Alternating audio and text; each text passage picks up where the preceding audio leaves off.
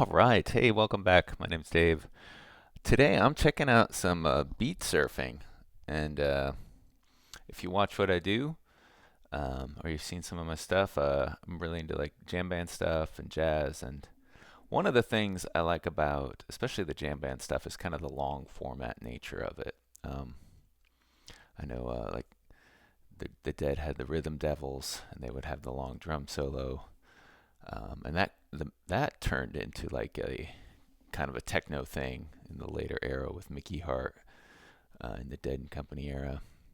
And then like Trey would say, like John Fishman was like the the techno beat of a Fish show. So and like going way back to the Disco Biscuits, that kind of thing. There's always been this kind of like flirtation with electronic music, but getting fluent on an instrument to feel comfortable improvising organically takes a lot of dedication and a lot of discipline to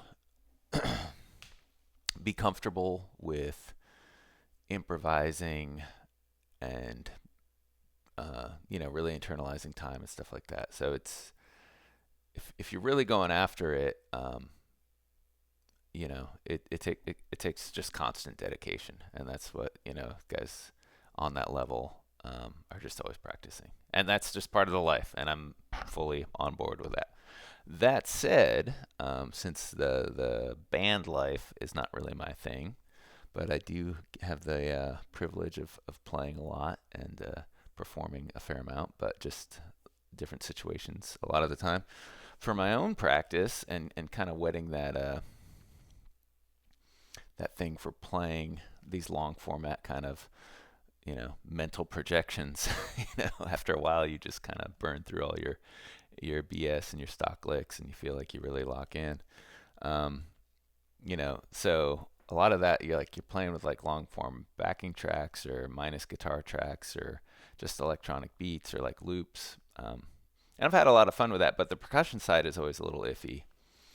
So one of the cool things, there used to be this app called Playground, which was very limited, but it was very like tactile, and you just like wipe on the screen or wipe or swipe, however you like, and you'd get a beat, and it's all kind of clocked in and quantized. So, and again, there's 100 different ways. I'm kind of checking out some like DAW-less setups. There's some cool apps, like checked out the Flip app recently, if you're into that. But I was so excited when I saw Beatsurfing is the new kind of iteration of the playground concept. So, and it's got 4 built-in loopers. So this is just kind of where my head's at. I'm just thought it'd be interesting to kind of share the process of getting into this. I know I've done some initial experiments. I feel like this is going to work for me.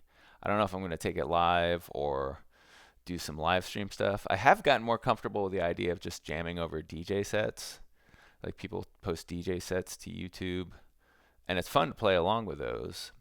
And the copyright thing was always a question. Like I don't want to get my channel taken down, or I don't want to get sued or anything like that. But I'm like, if they're working with established tracks and they're posted and they're fine, if I'm jamming over them, I don't feel like I'm going to get in trouble. And I would like to feature those tracks, and just say, hey, check out this person's channel or check out this track.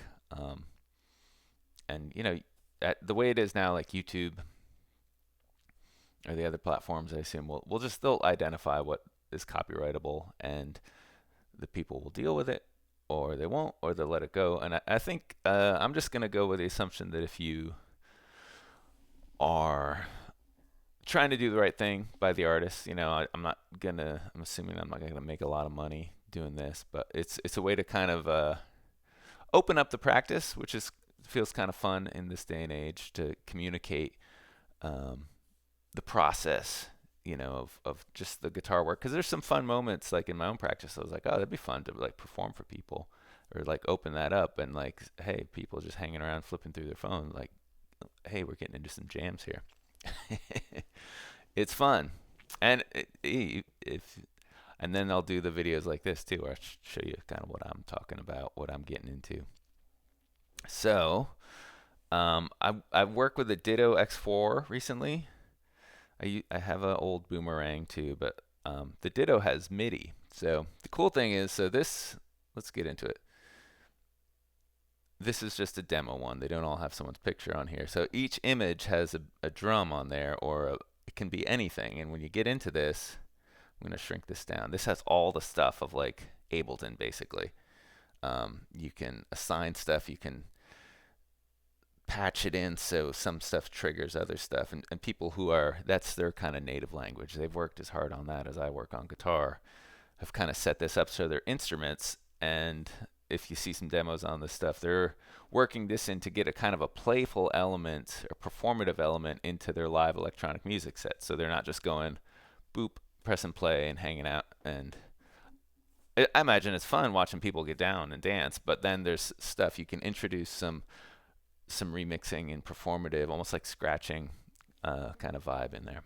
But for this, it's cool. You get into like a little vibe with like a little pattern, and it's all quantized in, and then you can loop that, and then the loops, it's not like a fade thing like you would get on some guitar loopers that I work with. There's no decay. That's like one of my favorite things about the Ditto X4. But you have enough loops where you can kind of make them come and go. So that's the big setup. I'm going to do some of this now. If you have any questions, just you know what to do. And I'll keep talking to you here. I'll just walk through some of the sounds. And some of them have like little levers. Like this is like a whole like hi-hat area on this kit. Connor Masura. And it seems like a pretty small community, so I'm assuming a lot of these folks know each other. Like a lot of the kits are by the same dude, Helmet Lobby. God bless you, Helmet. His name was on the old Playground app. And so it's chordal stuff, so that might not work for every groove. So what I'm going to do is I'm going to turn on the looper.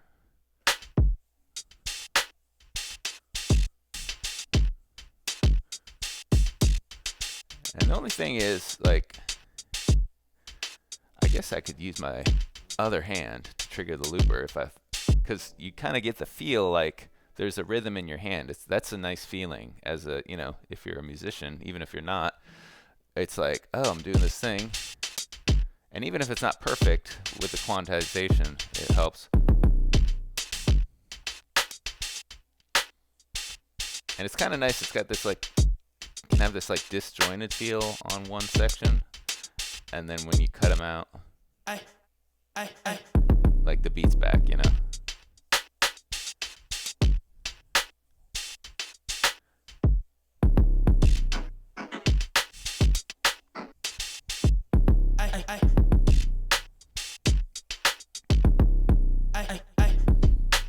So let's try that. Let's set up a longer loop. This is going to be an 8-bar thing.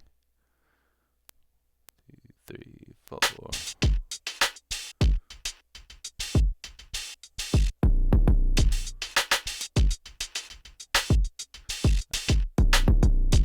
And it's already looped. And then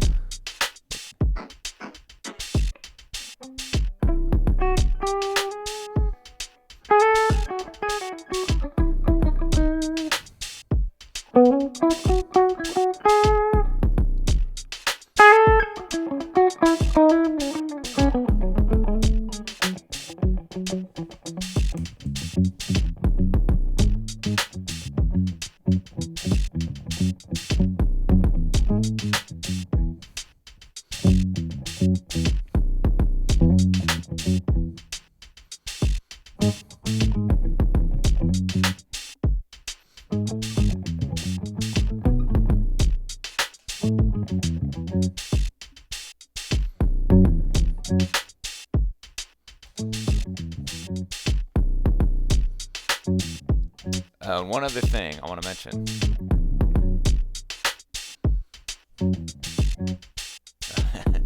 We'll get crazy later. So getting the MIDI time out of this is like an Ableton friendly app. So they have this link situation, which is you're a guitarist, and unless you've worked with Ableton a lot, I was like, what was that? It was like they have their own like sync language. I had used another app that has a MIDI clock out, and I was just like, okay, well this is 101, and I got it to work with another app to start sending that MIDI clock at 101, and then I would like just leave it running and jump over to this other app, and it happened to work. But what I did, this one, Link to Midi, so it takes that Ableton language and just puts it in normal MIDI, which it's like $5, and the Beatsurfing thing is free to try, and it's like $20 if you want, and it gives you like most of the kits, and I think you can buy other kits, but let's get doing some loop stuff again.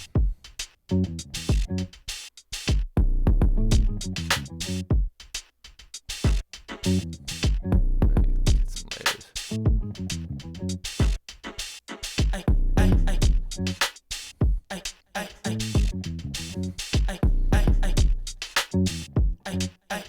need to get some more.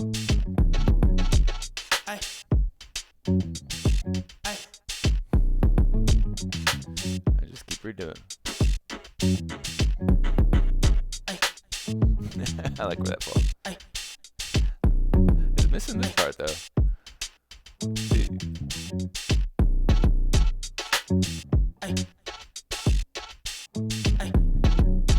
Yeah, that could get annoying after a while, so I'll just mute that one. And this bass line's starting to annoy me, so I'll add other little stuff.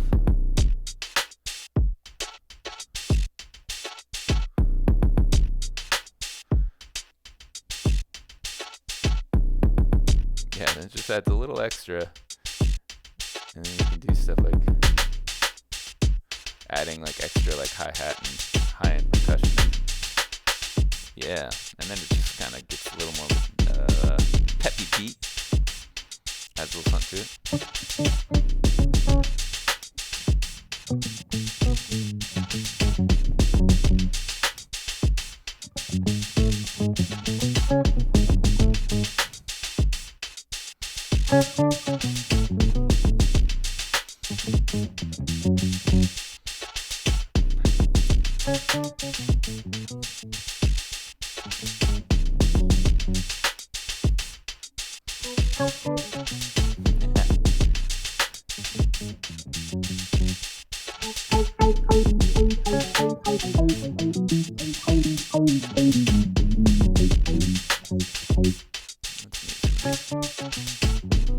Let's meet our original one.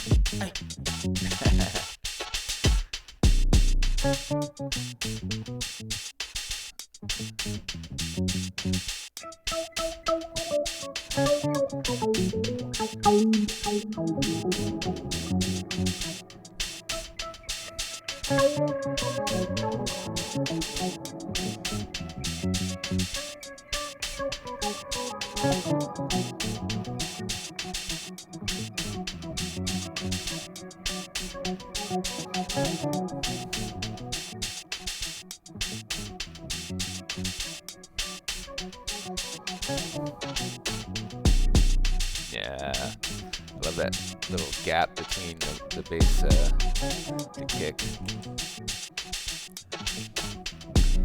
I'll just reverse our stuff.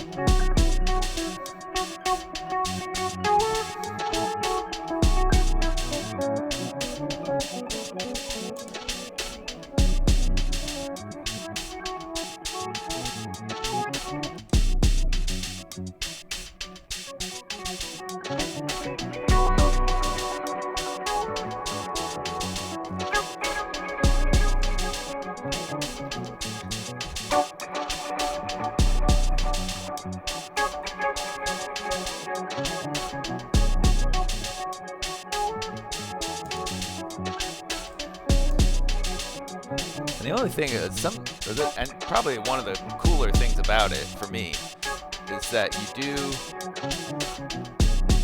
just the nature of it, the fact that you're kind of just grooving with it. Like the one is not like super obvious, like on a lot of like Midi electronic stuff.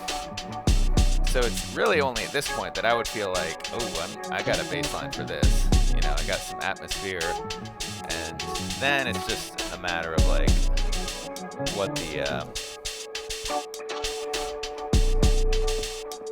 where it's gonna fit in your loop, getting these things. So there's the looper I can sync. It can go one after another, or it syncs. And when it syncs, it just does groups of, you know, you can do 1-to-1 or 2-to-1 on your loop length.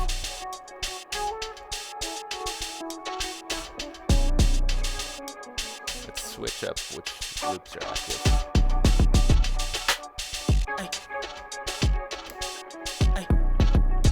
And that just, you know, if I had a sense of a bass line, I'd be like, might be gone by now, but we'll see.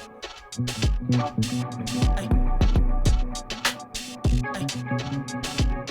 a little atmosphere off here.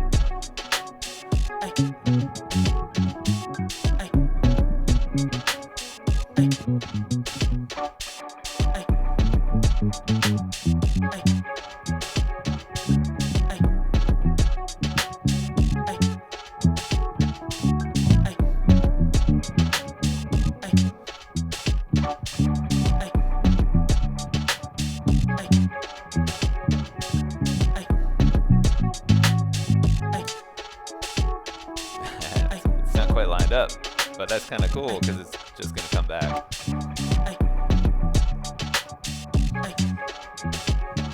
So if that was a band set, that would be super annoying because it'd be like offset. But with this kind of music, it's kind of fun.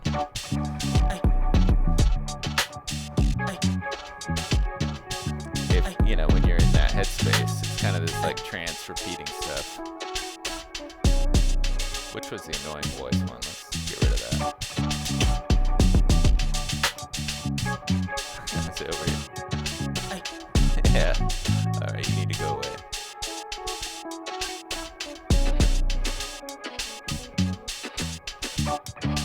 Alright, let's go. That's kind of sparing too.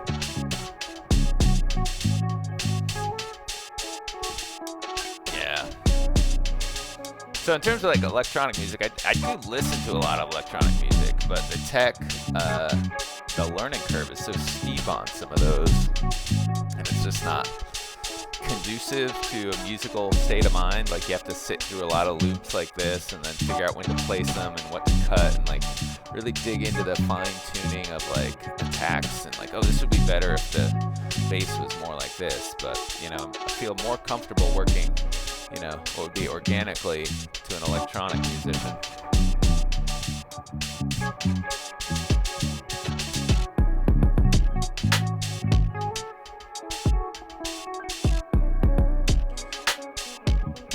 You know, just, and it's all in service kind of creating like that hypnotic flow where you're doing something and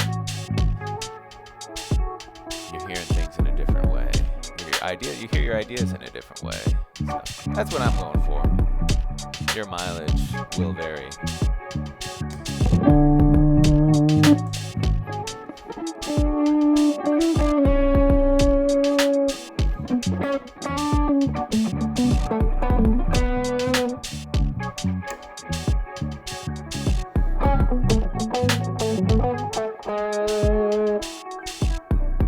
And that whole thing of the whole like Guitar Hero solo, to really kind of play with this stuff, like sometimes, to me that's only good if you find yourself there. Like, oh, I'm playing this really intense soaring line. I've practiced that a lot. Honestly, not much effect. It's better to just be where you're at, you know? And so like following the loops, and you get really into just playing in time if you're gonna like evolve your loop. Just like these little comping lines.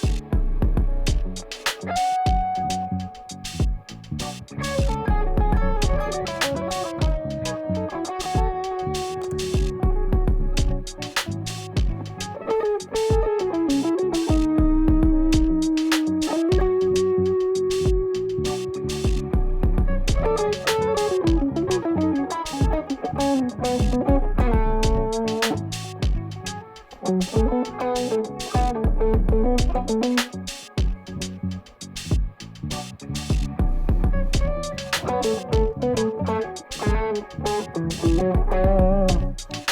you could also just try and see, like, I think I erased that.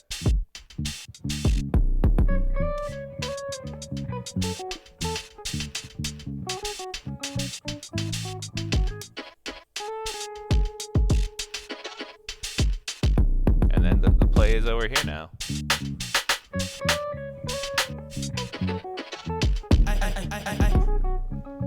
All right. So that wasn't like, I wasn't getting to my happy place, but I'm talking to you, and we're doing that thing. But so I hope that helps. I hope that was interesting. Little introduction. That's just kind of where my head's at. And if you check out the channel, or if you want to check out this app, I might be back with it when I know more. Otherwise, I'm going to keep kind of moving in this direction. I got some other toys moving in, and other things I'm pursuing. Just trying to keep that creative flow going. Not doing a lot of like songwriting now. Really, it's really interesting what you can do these days with kind of like creating on the fly, and that's kind of seems to be. I mean, it doesn't matter what it seems to be, but it is. There's kind of like endless content, like kind of like lifestyle, and like what can you do to keep flowing and creating and generating. I mean, it's fun to write a song and connect with an idea or your feelings or what you want to write about and kind of develop that. That's kind of where I started with music, and so now I've kind of reached infinite nerd mode. I don't love the whole like one man band idea, but it's kind of cool because that's like when you write a song, that's the thing. It's like the writing it is like the catching it in the bottle, and then in performance, either to you or if you have an audience, you're lucky enough to like share songs with an audience who might know and remember them. That's a really great feeling, and then you have this kind of community dialogue, and that's why it's as a maturing musician, like covers can be more fun because it's like you're gonna take people kind of where they're at with the repertoire they might know and add your spin on it. But this, the other side of it is with electronic music, there's so many people like nerding out on, they would call this the organic side. They're on the technical side, loving what they're doing, trying to create that infinite flow for the audience where like the beat is constant and the audience just disappears with the dancing, kind of like a lot like the jam band dancers and all that stuff. And they're always like introducing the organic element. It's just, that's what I'm doing. It's nothing more than that. Next time I'm on here, I might just do it. But I thought other people might be interested in stuff like this, especially under the Beatsurfing name, and especially that fix for the Midi. That is 100% like it's a $5, but it's a 5-minute fix. You download the app, it works. I was messing around with like Audio Bus and all this other stuff. That got close. I don't know why it didn't work entirely. And there's obviously other toys and routing and all this stuff is as bottomless as the guitar gear, I'm discovering. But it's kind of cool to discover that. It's a little like liberating just to be like, oh, okay, they're doing that. I'm gonna add what I do. I know it's very different, but I love Jerry Garcia. I love that John Mayer did so well learning that material and passing that on to another generation. But I have no interest in buying his presets or getting the perfect blues tone or playing slow dancing in a burning room, So onward. Let's keep it moving onward, cats. Okay, that's it for now. Let me know what you think. My name is Dave, Mountain Branch Music. Peace.